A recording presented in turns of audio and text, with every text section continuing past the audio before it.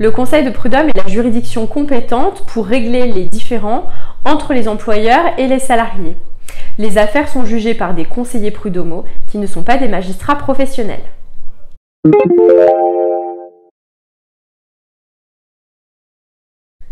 Avant de saisir le conseil de prud'homme, il est préconisé de tenter d'obtenir un règlement amiable du différend qui vous oppose à votre employeur.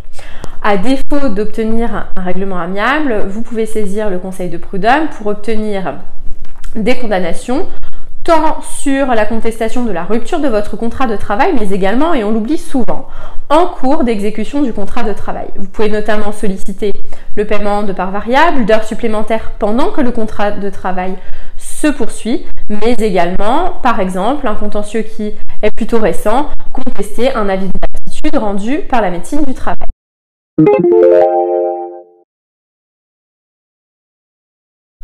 Le conseil de prud'homme est traditionnellement saisi par voie de requête. Après que le greffe a enregistré la requête, il émet un avis d'audience à l'ensemble des parties.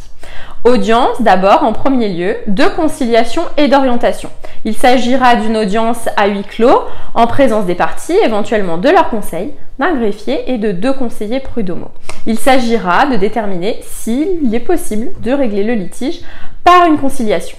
Soit il y a signature d'un procès-verbal de conciliation totale, le litige est donc terminé par un règlement en conciliation, donc par une voie qui reste amiable, soit il n'y a pas de possibilité de conciliation, le conseil émet alors un procès-verbal de non-conciliation et renvoie l'affaire en bureau de jugement.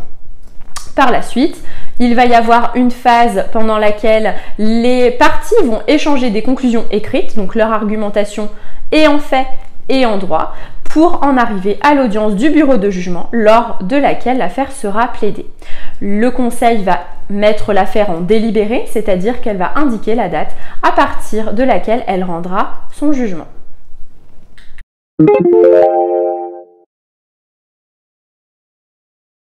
Si la première audience de conciliation et d'orientation aboutit à la signature d'un procès-verbal de non-conciliation, il n'est quand même pas exclu qu'il puisse y avoir un règlement amiable.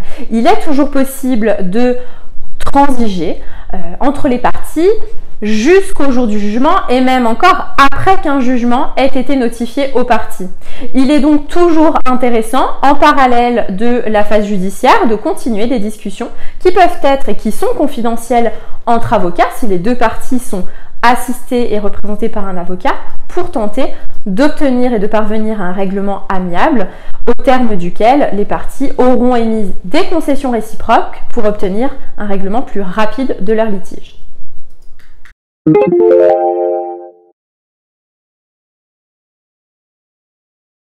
Le conseil de prud'homme peut également être saisi en la forme des référés, c'est-à-dire qu'il statuera non pas au fond, mais par des mesures et par une ordonnance qui sera exécutoire par provision sur les demandes qui ne souffrent pas de contestation sérieuse, qui présentent un caractère d'urgence ou bien dès lors qu'il y a une atteinte manifestement illicite aux droits du salarié. C'est donc une procédure particulière qui permet d'obtenir une ordonnance rapidement, mais cette ordonnance ne tranchera pas définitivement le litige.